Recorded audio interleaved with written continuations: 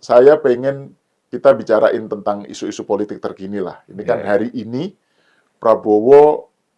Presiden Prabowo melantik 900 sekian kepala daerah dan serentak gitu. Dan itu kayaknya baru kali ini ya terjadi pelantikan serentak sebanyak itu gitu. Terus, nah ini menarik karena Pak Prabowo kan selalu menggaungkan tentang bagaimana Indonesia kita itu menyongsong tantangan besar itu dalam suasana kerukunan elit, kan? Dan harmoni antara pusat dan daerah. Gitu. Jadi ini menarik kita bicarakan dalam kaitannya dengan kepemimpinan Pak Prabowo.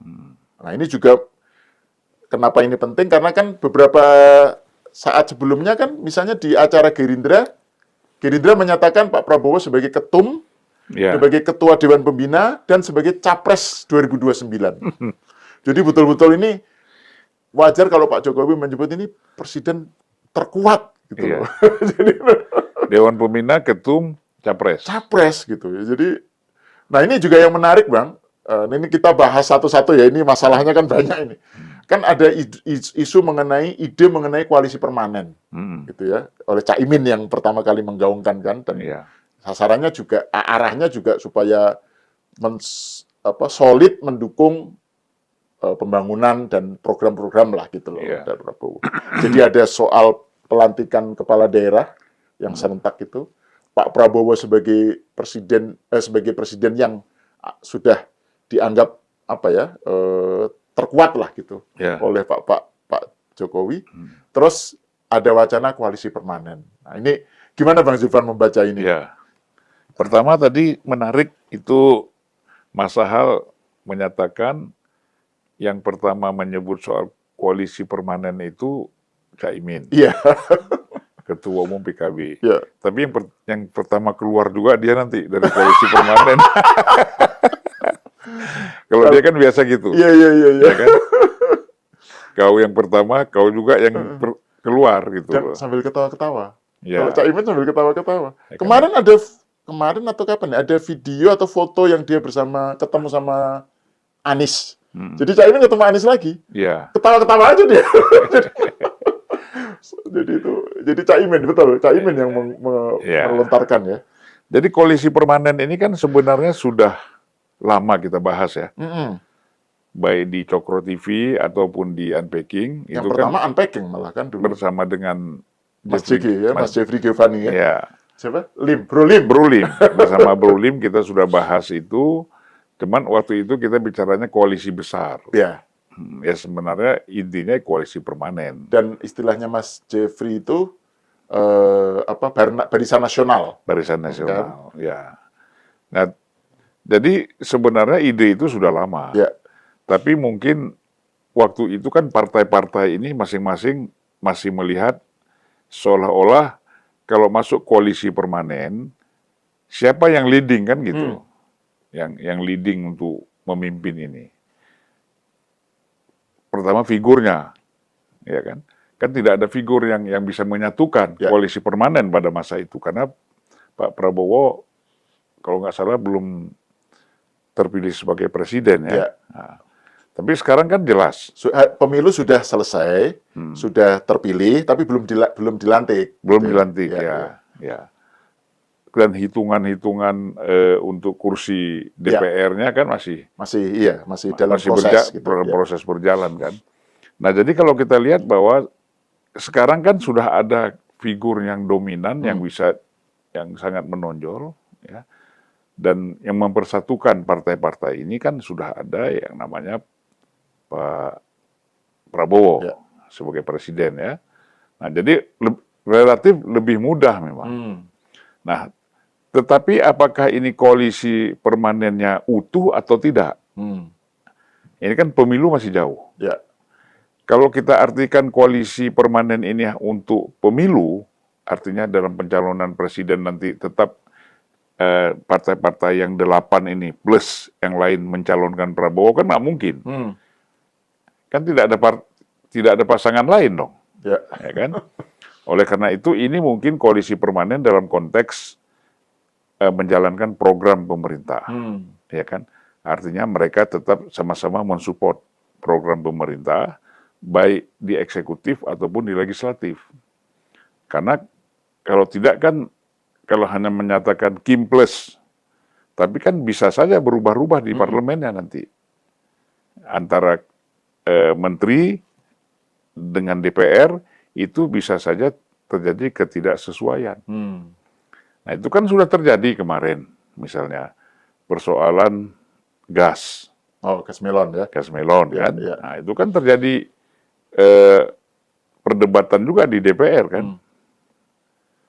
Termasuk juga soal menteri yang diganti ini, Ya, ya. Menristek ini juga begitu. Nah jadi kalau saya lihat memang koalisi permanen ini lebih strategik sebenarnya. Ya, lebih strategis, hal-hal mesti memang dirumuskan dulu ya Mas. Oke. Dirumuskan dulu apa sih hal-hal yang menyangkut strategi, yang dianggap strategis dalam pemerintahan ini, program-program strategis itu apa saja. Nah ini tidak boleh terjadi perbedaan. Oke.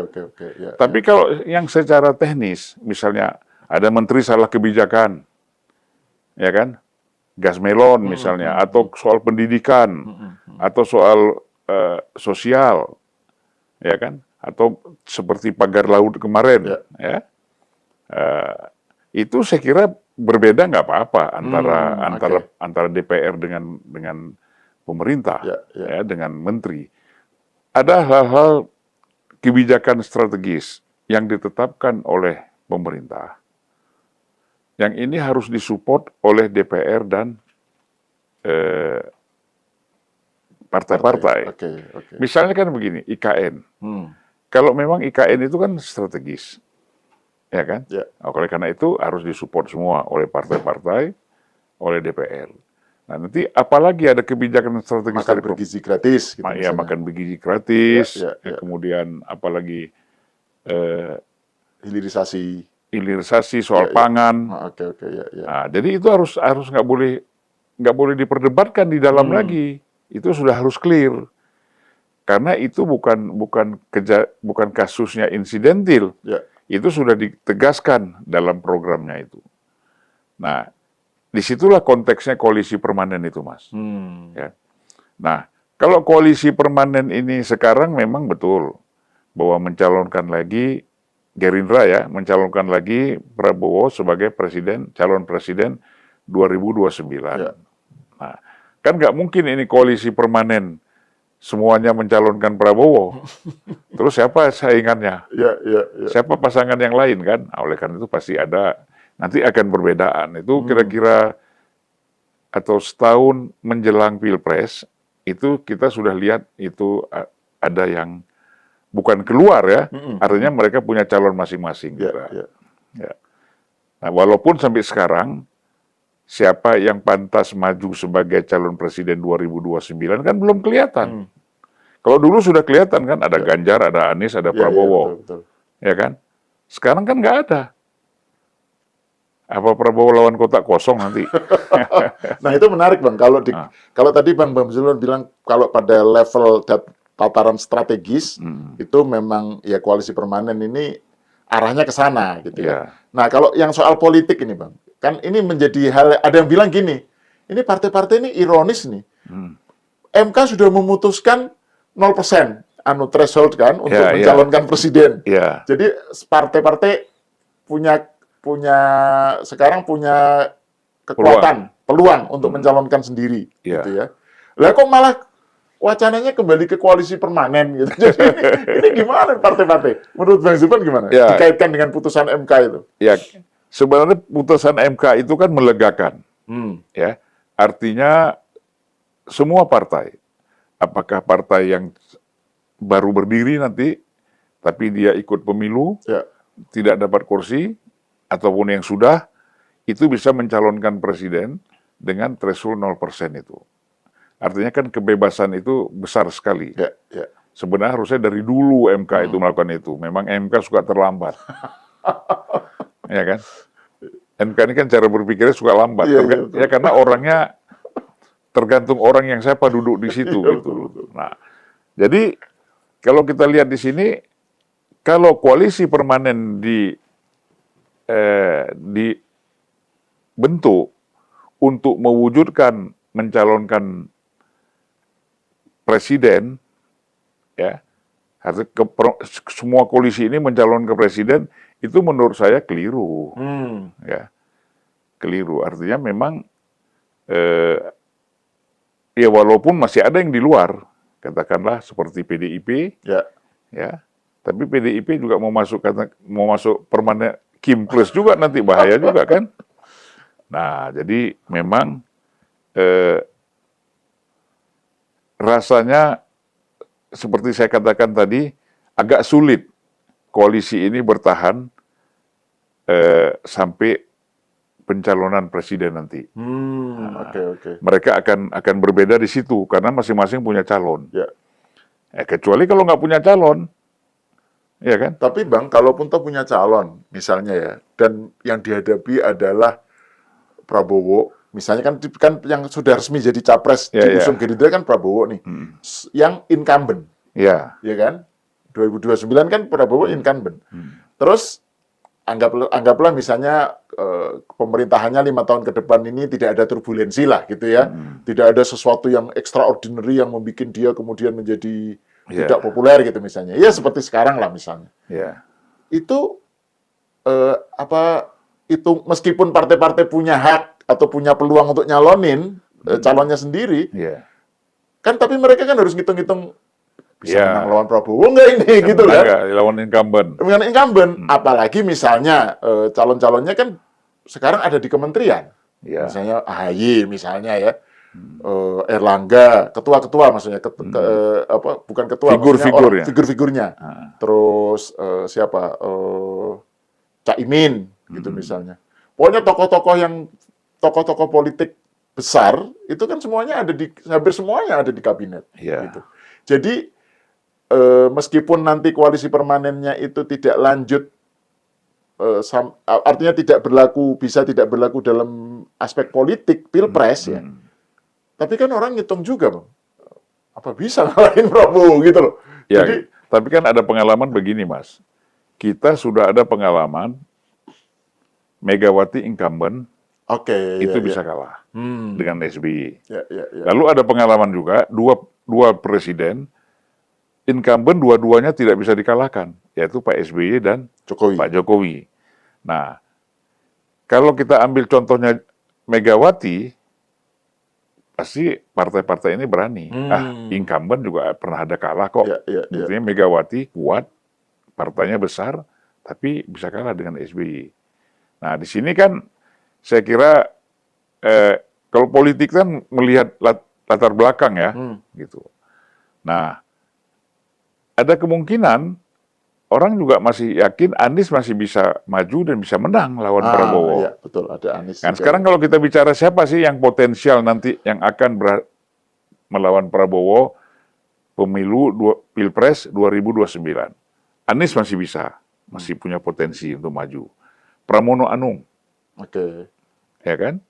Nah, Ganjar udah tamat lah. Ya kan? Karena popularitasnya dengan Pramono Anung kan jauh. Ya kan? Nah, jadi Ganjar. Kalau Gibran saya kira kalau masih diajak Pak Prabowo sebagai wapres, dia jadi wapres saja lah. Kecuali Prabowo tidak mau bergandengan, tidak mau berpasangan dengan Gibran. Dia bisa maju. Ya kan? Nah, jadi AHY. Ya kan? Ini calon-calon potensial semua ini. Betul. Gitu. Nah, hanya AHY mungkin dengan Demokrat, dengan PKS, ya kan? Kita nggak tahu bisa maju sendiri. Nah, jadi bisa 3-4 pasang kalau kayak begini. Karena nggak perlu 20%. Iya kan? Atau jangan-jangan pertimbangan Gerindra mengusung, kan ada yang bilang ini baru 100 hari pemerintahan sudah mikir 2029 aja gitu, ada yang sinis begitu gitu. Tapi ada juga yang mungkin pertimbangannya justru untuk mengunci bahwa kemungkinan atau peluang Pak Prabowo itu sekarang menjadi capres lagi itu kan besar. Nah, itu dikunci dengan cara jadi capres 2029 sehingga potensi yang punya potensial nyalon lagi itu mikir-mikir gitu Bang. Bisa Ya, begitu nggak? ini kan kalau saya lihat kekhawatiran di kalangan Gerindra aja kan. Kan bukan di luar Gerindra yang mencalonkan Prabowo 2029. Ini kan Gerindra melihat bahwa ada upaya untuk mengikat koalisi ini supaya sama-sama mencalonkan lagi Prabowo menjadi Capres 2029. Ya kan gitu. Nah, jadi sebenarnya kalau partai-partai lain masih bebas. Ya. Ada kekhawatiran aja ini. Ya. Kekhawatiran Prabowo nggak dicalonkan lagi oleh partai-partai yang lain. Oleh karena itu Gerindra mengambil kesempatan ini. Nah, tapi menurut saya memang gitu. Kenapa terlalu cepat ya? Ya kan? Sebenarnya nggak perlu. Artinya masih banyak problem, hambatan, dan tantangan yang dihadapi oleh Prabowo, ya kan? Dan bisa jadi dia juga belum tentu mau misalnya, ya kan? Ya, tapi udahlah. Dan Pak Prabowo sendiri bilang kan di acara menanggapi soal pencalonan itu, Pak Prabowo bilang kalau ternyata saya dianggap gagal gitu ya menjalankan program, jangan pilih saya gitu. Jadi dia kayak memberikan klarifikasi lah atau penjelasan lebih lanjut lah tentang keputusan Gerindra itu gitu. Ya artinya tidak harus. Iya, betul. Prabowo kan melihat tidak harus saya kalau saya gagal. Tapi kalau saya sukses 5 tahun ini memimpin, ya tidak ada salahnya dicalonkan kembali. Dan saya kira kalau dia dianggap sukses dengan approval ratingnya tinggi nanti agak berat memang untuk melawan Prabowo. Gitu loh.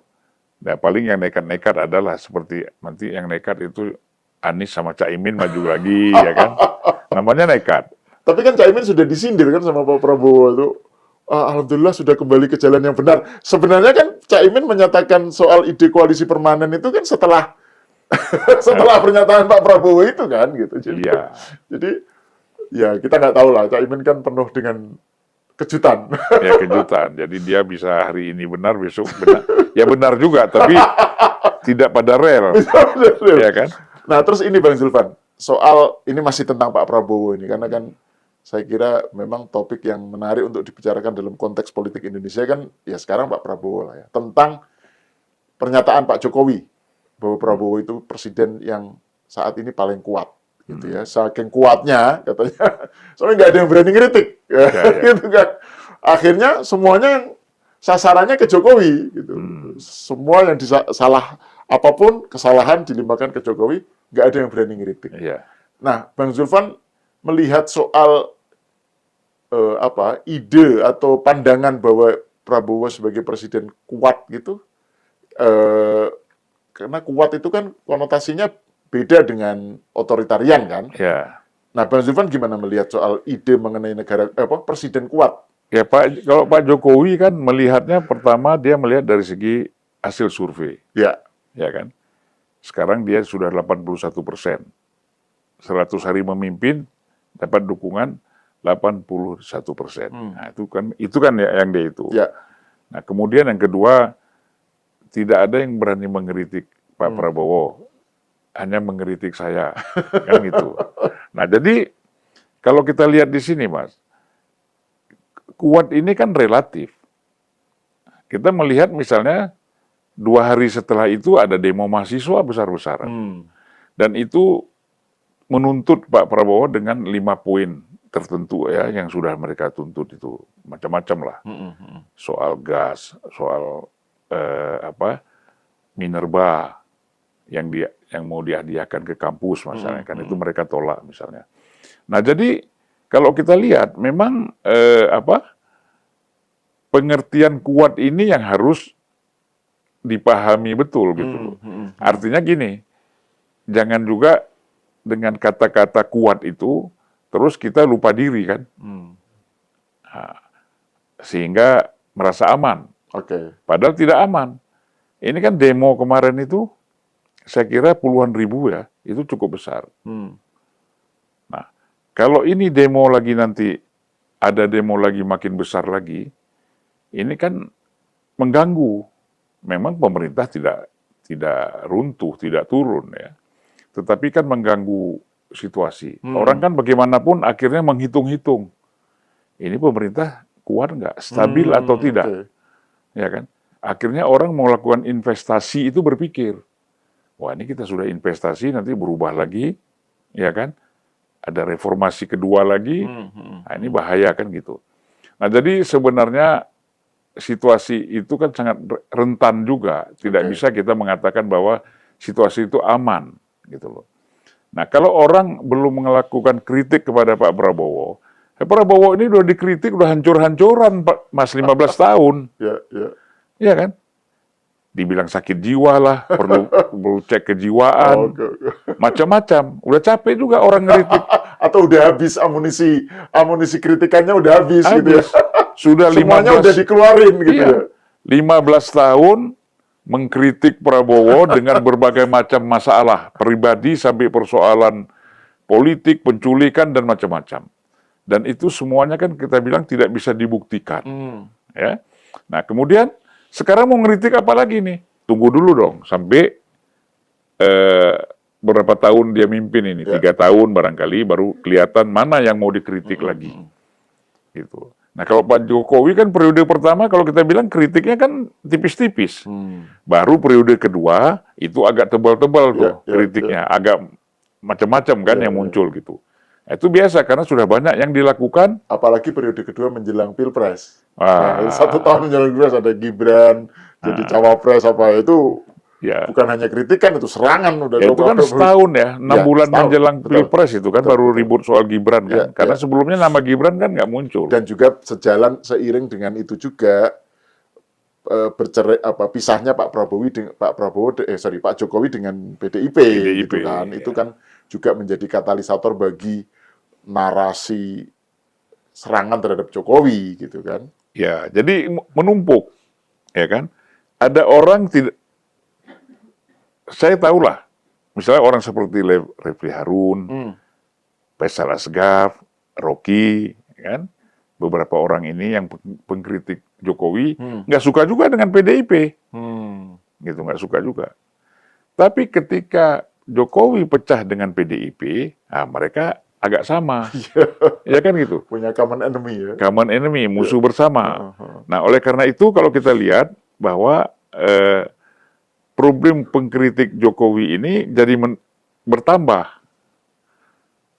Nah, kawan-kawan ini kan tidak melihat latar belakang kenapa Jokowi keluar dari PDIP, kenapa Jokowi pisah dengan PDIP. Dia nggak mau tahu itu.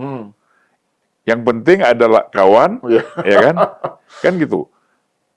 Kawanmu adalah kawanmu, musuh dari kamu adalah musuh aku, kan gitu. Nah, jadi itu nih pakai gitu pendekatan itu, Mas. Metode itu digunakan, akhirnya ya udah terus jadi memusuhi Jokowi gitu loh. Nah, jadi menurut saya apa yang disampaikan oleh Pak Jokowi kemarin di HUT Gerindra itu ya itu sangat tepat. Karena setiap pukulan ke tembok, baliknya ke dia. Kalau bola kita lempar ke tembok, baliknya ke Jokowi lagi kan. Apa itu? Squash ya. Squash kan. Kalau tenis squash. Nah, jadi itu yang dirasakan oleh Jokowi. Tapi kan terus terang lah, orang harus banyak belajar dari Jokowi persoalan mental. Ya, kita nggak bicara, oh ini benar atau salah, itu soal lain. Tapi mental dia menghadapi serangan-serangan yang begitu hebat, tenang. Ya kan? Saya nggak tahu apa dia membaca ayat Quran, sesungguhnya sabar dan sholat itu menjadi penolongmu kan. Wasta'inu bisabri wassalat. Fa innahu lakabiratun alal khasyiin kan. Apa Pak Jokowi baca ini? Sesungguhnya sabar dan sholat itu menjadi penolongmu kan gitu. Nah, kita nggak tahu kan. Nah, jadi kalau kita lihat kan tenang, sabar, ya, tidak gerasa gerusu, tidak juga dia jaim gitu, tidak berupaya supaya minta diperhatikan. Nah, kalau kita lihat Pak SBY kan beda. SBY kan kalau ada serangan-serangan terus dia nggak tahan ya, nggak tahan kan, langsung ngasih tanggapan. Nah, kulitnya tipis. Nah, itu bedanya di situ. Jadi kita ya salut juga gitu sama Pak Jokowi. Kalau Pak Prabowo juga tipenya kayak Pak SBY, ya agak reaktif gitu. Kalau ada misalnya, wah ini ada podcast begini, dia tanggapi. Ada apa-apa nggak? Karena biasa aja kan.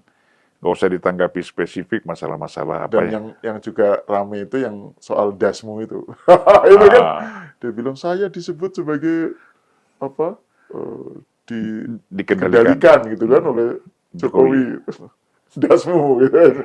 Sebenarnya kan ya memang nggak tahu lah itu kemudian kan di medsos terutama kan wah rame gitu kan soal dasmu itu. Iya, jadi dia ingin menunjukkan bahwa hubungan dia dengan Jokowi itulah hubungan wajar. Hubungan saling hormat menghormati kan begitu. Sehingga tidak ada hubungan yang dianggap Jokowi mengendalikan Prabowo. Kan itu yang dianggap orang sebenarnya ya. Bahwa ada orang-orang yang direkomen oleh Pak Jokowi masuk dalam kabinet itu oke. Tapi kan objektivitas tetap harus berjalan. Kalau enggak ini kan menjadi kelemahan. Pak Jokowi misalnya mengusulkan 3-4 orang menjadi menteri dalam kabinet Prabowo. Prabowo terima. Tapi kalau orang-orang yang direkomendasi oleh Pak Jokowi ini ternyata kinerjanya jelek, perilakunya jelek, atau dia korup, kan nggak bisa dipertahankan. Karena akan mengganggu menteri-menteri yang kerja bagus yang lain. Gitu. Oleh karena itu memang itu mungkin dirasakan, wah ini dikendalikan. Gitu kan. Sebenarnya kan Prabowo jalan aja, nggak ada yang dikendalikan oleh Pak Jokowi. Kalau kita, apa yang dikendalikan? Tidak bisa dibuktikan gitu loh. Kita kan harus lihat Prabowo ini seorang jenderal, leader, presiden, ya kan, orang yang punya karakter, tidak mudah siapapun untuk mengendalikan dia. Nah, jadi saya kira dia bilang dasmu itu udah puncaknya dia kesel gitu. Itu puncak keselnya itu. Nah, terus saya mau kembali ke soal tadi itu soal presiden kuat itu Bang ya. Prabowo sekarang adalah menurut Pak Jokowi presiden yang paling kuat lah gitu. Bahkan di dalam konteks internasional dia termasuk salah satu yang paling kuat gitu. Tadi Bang Zulfan nyebut bahwa itu terlihat dari approval rating dan juga dukungan parlemen ya, dukungan partai-partai. Nah, tapi ini kan juga karena background Pak Prabowo yang militer, itu kan orang kemudian berbicara juga mengenai kecemasan tentang duifungsi ABRI yang kembali lagi. Apalagi ada UU revisi TNI itu. Polri TNI ya? Polri. Oh, Polri. Yang masuk kembali dalam Baliknas? Itu Polri. Oh iya, itu kan kemudian sekarang muncul lagi nih wacana mengenai, wah jangan-jangan militer ini ikut terlibat gitu, kembali lagi gitu. Nah, maksud saya kaitan antara Prabowo dengan wacana militerisme kembali lagi itu menurut Bang Zulfan gimana? Apakah itu berlebihan atau Bang Zulfan melihatnya gimana itu? Ya pertama saya melihat kekhawatiran itu berlebihan ya karena terbukti kan gini Mas, kita menolak duifungsi ABRI itu dulu karena kan memang banyak sekali terjadi penyimpangan-penyimpangan ketika dari ABRI memegang jabatan-jabatan tertentu. Misalnya, dan itu diharuskan kan gitu. Misalnya seperti wali kota, bupati. Orang kalau jadi danrem itu langsung jadi bupati. Wali kota kalau dia dari Kodim jadi wali kota kan gitu. Kalau dia panglima jadi gubernur kan itu seperti itu. Sehingga peluang-peluang untuk sipil itu tertutup sama sekali. Nah, sebagian besar jabatan-jabatan sipil itu dikuasai oleh ABRI. Ya kan? Nah, kalau sekarang kan itu sulit.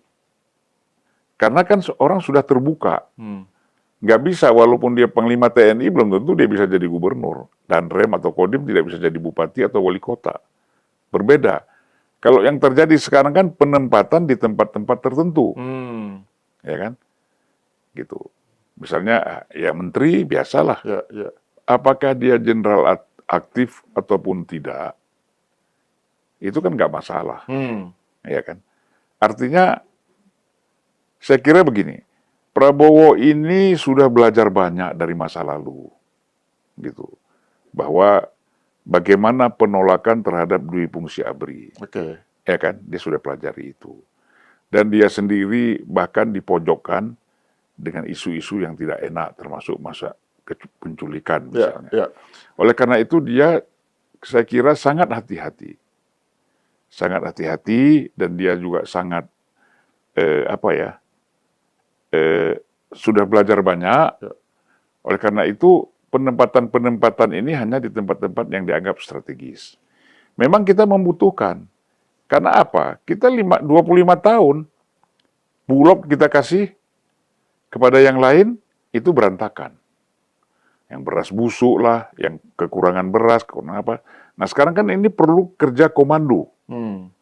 Ya seperti Bulog, gitu kan, gas. Ini kerja komando menurut saya. Kerja yang harus dengan instruktif. Ya, ya.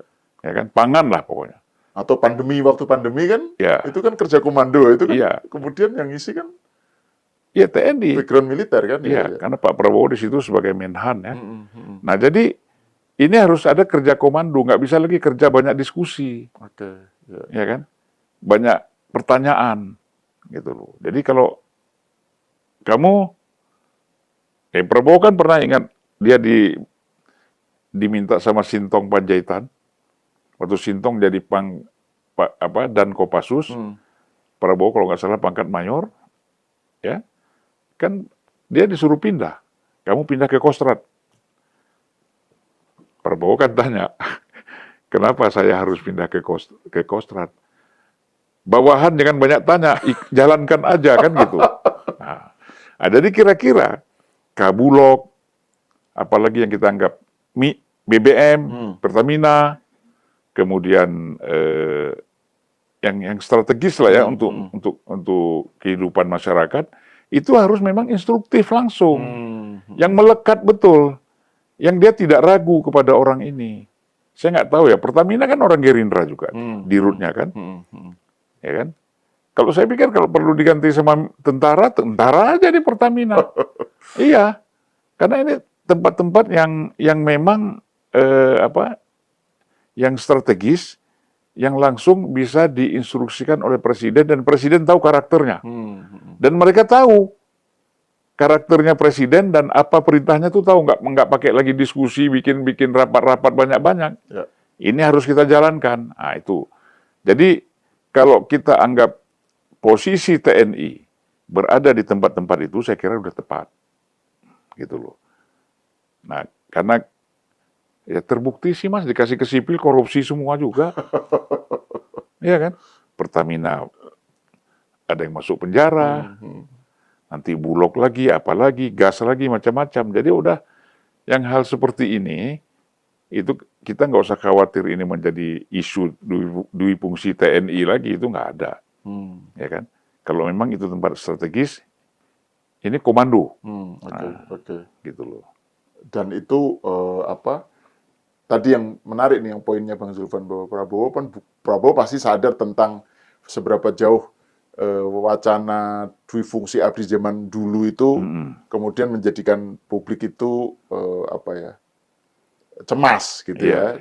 Pak Prabowo kan pasti ngitung itu juga gitu ya. Nggak sembarangan juga. Nah, tapi gini Bang, saya mau kembali ke soal tadi itu, soal ya kita kan masih membahas soal Pak Prabowo ya. Mau kembali ke soal pelantikan kepala daerah yang sekarang. Saya mau kaitkan dengan koalisi permanen. Gitu. Biasanya kan kalau yang terjadi dulu, biasanya kan koalisi di tingkat pusat itu tidak dengan sendirinya ketika pilkada itu koalisinya sama, gitu kan. Nah, sekarang ini kan kepala daerah sudah terpilih, sudah dilantik, gitu ya. Malah sudah bersama-sama di Magelang juga ya. Nanti sebentar lagi di Magelang, gitu kan. Itu menurut Bang Zulfan, seberapa jauh ide koalisi permanen itu menjadi soal pelantikan kepala daerah itu menjadi pertimbangan? Ya saya kira itu pertama menjaga efisiensi, ya kan, supaya pelantikan ini tidak makan biaya. Kan ini penghematan, ya kan, pemotongan anggaran, penghematan.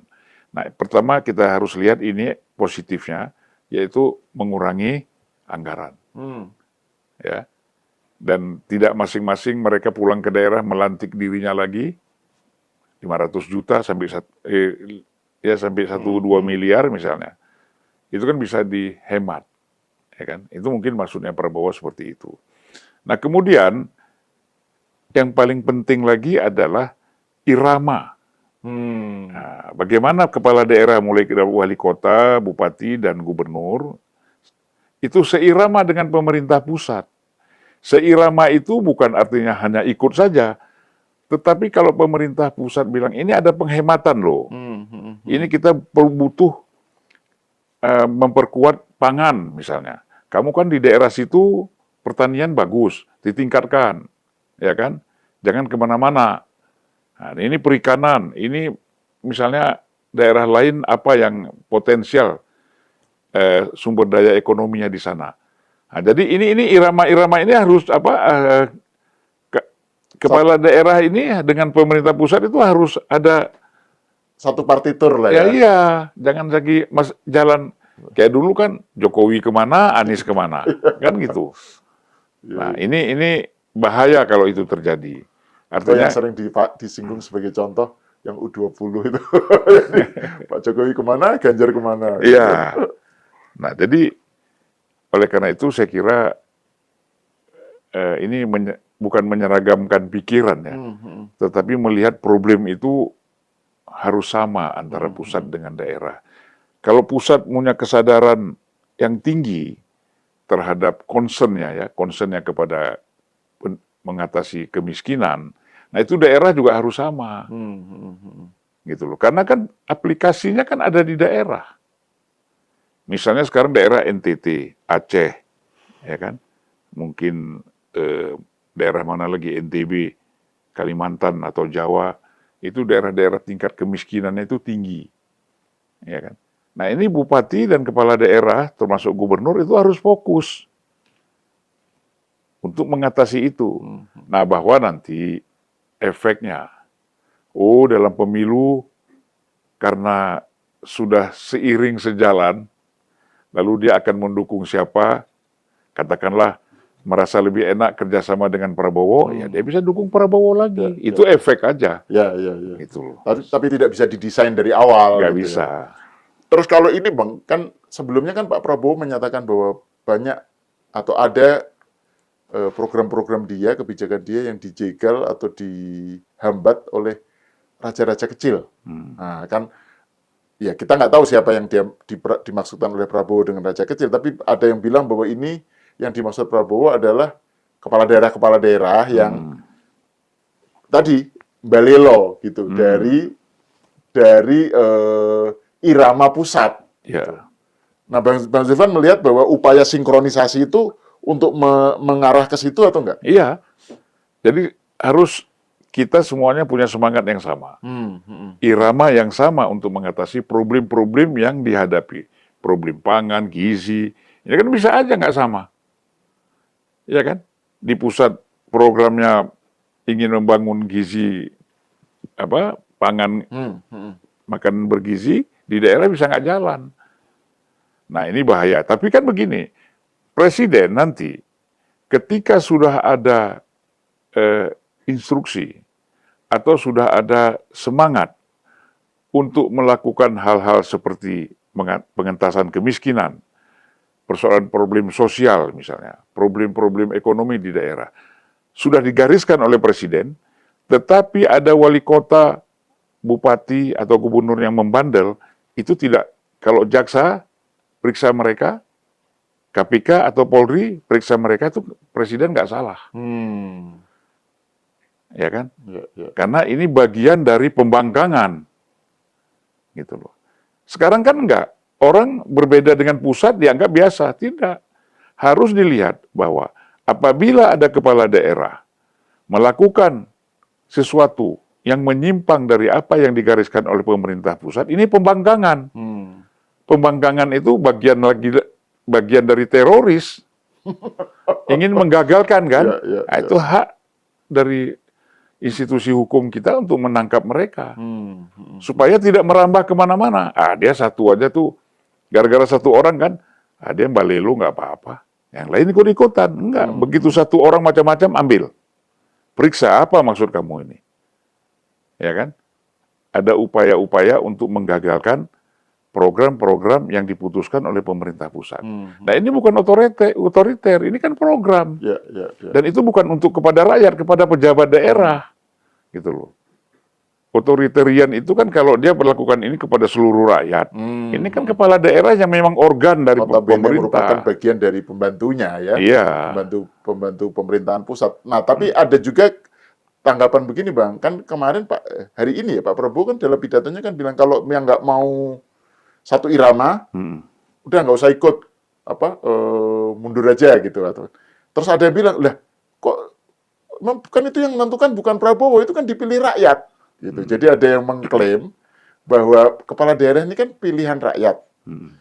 Artinya dia bukan di Prabowo hanya melantik, yang memilih rakyat. Jadi kalaupun toh ada yang tidak sinkron dengan pusat, itu nggak bisa dengan serta-merta ditepis gitu. Karena ini dia mewakili kepentingan rakyat gitu. Tapi kan kembali lagi bahwa kan ada koalisi permanen tadi.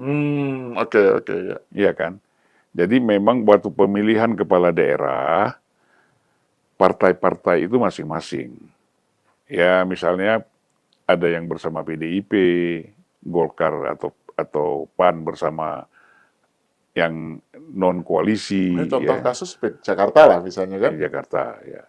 Nah jadi kalau misalnya penegasannya bahwa kepala daerah ini memang nggak bisa kerjasama, tinggal partai-partai koalisi ini dari pusat kan? Ya. Gitu loh. Kan mereka diusung oleh partai koalisi, gitu. Tinggal partai koalisi yang bersangkutan cari figur lain yang dianggap bisa kerjasama. Itu kan urusan DPR kan? Itu Mas. Jadi nggak sulit sebenarnya. Kalau koalisi ini komit dari persoalan pusat sampai kepada persoalan daerah. Nah, jadi sebenarnya nggak bisa terlalu banyak toleransi ya. Kalau memang pemerintahan ini mau jalan benar, jangan terlalu banyak toleransi. Pelanggaran-pelanggaran yang dilakukan sejak kecil itu harus dibereskan segera. Begitu toleransi, ini akan melebar. Bahaya. Membesar dan melebar. Saya kira karena toleransi dalam arti yang dimaksud Bang Zulfan adalah kayak permisif gitu ya, memberikan kayak memberi keleluasaan orang untuk kepala daerah untuk berbeda sikap gitu ya. Dan kalau itu dibiarkan malah justru bisa menular gitu ya. Daerah-daerah lain ikut. Ya Kan? Karena ada presiden nggak diapa-apakan. Nah, itu bahaya gitu. Oke. Nah, terus ini Bang, ini mungkin yang terakhir lah. Saya ingin kan Pak Prabowo Gibran ini kan sudah 100 hari beberapa hari gitu ya, 100 hari beberapa minggu lah gitu. Bang Zulfan gimana melihat secara umum leadership style dari Pak Prabowo, terus bagaimana pemerintahan Prabowo Gibran sampai saat ini? Saya lihat begini, kalau Pak Prabowo ini lagi mencari pola ya, gitu. Karena kan begini, pola yang ingin dibangun sejak awal itu kan berubah ketika dia ingin menyusun kabinet. Misalnya, wacana dulu betapa akan dipecah Menteri Keuangan antara penerimaan dengan pengeluaran. Itu tidak jalan sampai sekarang. Iya kan? Artinya kan biaya cukai, kalau nggak salah biaya cukai, apalagi pajak, dengan apa itu mau disatukan, itu menjadi kementerian sendiri. Bahkan saya mendengar juga orang-orangnya sudah disiapkan. Ya. Nah, kemudian mengenai Danantara misalnya, ya kita dengar sudah lagi rame ini. Sudah dilantikkan, yang sudah ditunjukkan si Mulyaman, Hadad. Tapi tiba-tiba di jalan ada lagi macam-macam kan, gitu loh. Ada katanya Sri Mulyani sama Erik tidak suka sama Mulyaman Hadad, kan gitu.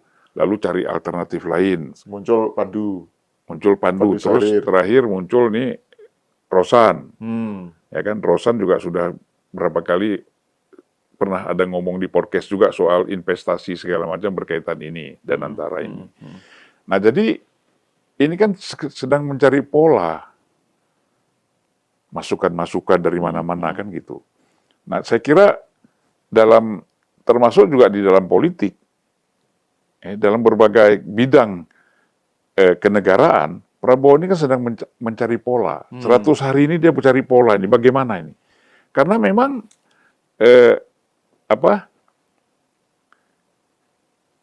koalisi besar ini ya, kalau Jokowi 2014 kan koalisinya kecil. Oke, ya. Ya kan? Gitu, baru berkembang belakangan. Kalau dia ini kan langsung, wah, kuenya begini besar ini. Harus dibagi-bagi. Yang dibagi kecil, tapi kuenya besar. Itu kalau kita bicara kabinet ya. Walaupun kalau Pak Prabowo mengatakan bahwa 48 menteri itu masih kecil dibandingkan dengan 270 juta penduduk. Bayangkan Timor Leste saja dia bilang berapa? 25 atau berapa itu kabinetnya. Padahal penduduknya cuma berapa juta. Berapa gitu juta. Tapi sebenarnya tidak bisa juga dibandingkan seperti itu kan. Ya tapi oke lah, ya kan. 48 itu kan menurut kita juga udah pas lah. Karena porsinya terlalu besar, satu menteri itu membidangi begitu banyak hal. Betul. Gitu. Ya kan? Contohnya misalnya Kementerian Agama gitu kan. Kan sekarang dipisah, yang ngurusin haji terus pisah. Gitu kan? Karena kalau selama ini kan itu terlalu besar banget gitu loh. Sebagai sebuah kementerian tuh. Bahkan konsentrasinya lebih ke haji. Karena di haji banyak duitnya. Gitu.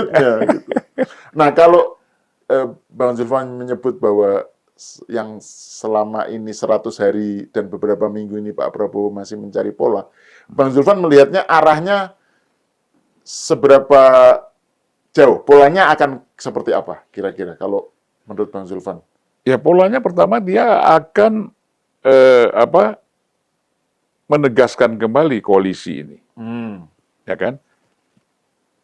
Paling tidak kan nanti mereka di koalisi, Pak Prabowo akan pimpin lagi pertemuan koalisi, mungkin tertutup, untuk menegaskan hasil kerja 100 hari atau 6 bulan lah nanti ya, 6 bulan nanti, menteri-menteri yang kurang perform, apa yang diusulkan oleh para ketua umum partai, ini kita akan evaluasi, gitu loh.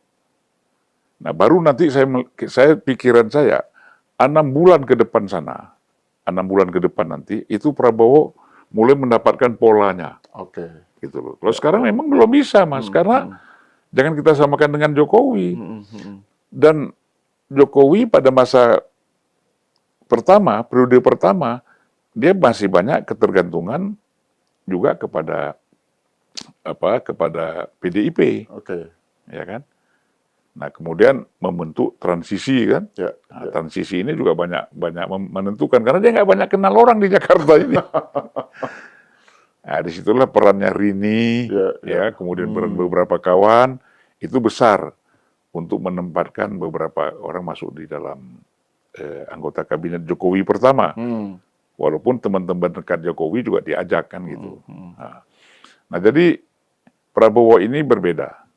Gitu. Dia harus banyak menerima masukan, menerima, yaitu tadi, balas jasa, balas budi, ya kan, dari partai-partai, dari orang-orang yang ikut membantu dia sehingga dia menang, menjadi presiden.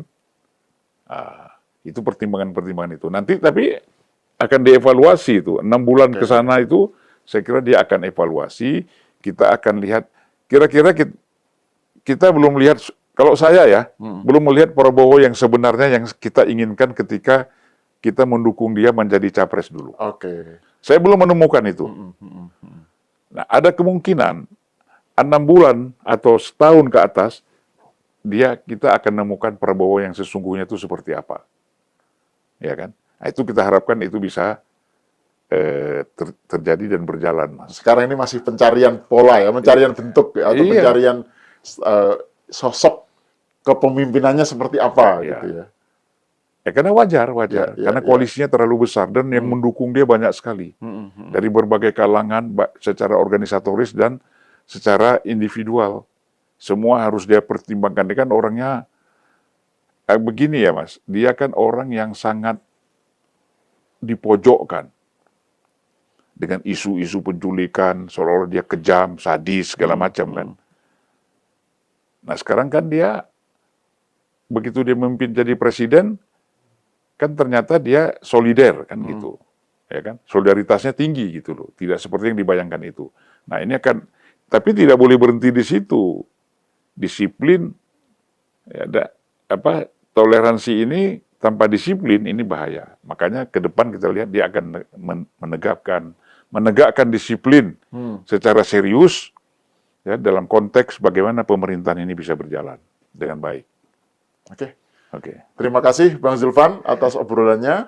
Ya. Saya kira ini kita masih tetap perlu melanjutkan topik ini.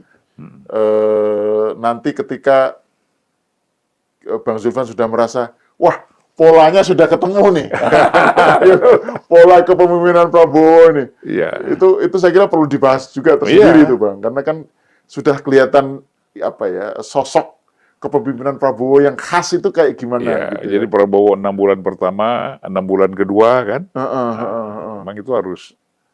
Kalau orang kan melihat 100 hari, terlalu pendek ya. Pendek lah, paling nggak 6 bulan lah. Dan Prabowo sendiri sudah mengatakan tunggu 6 bulan kan. Oke.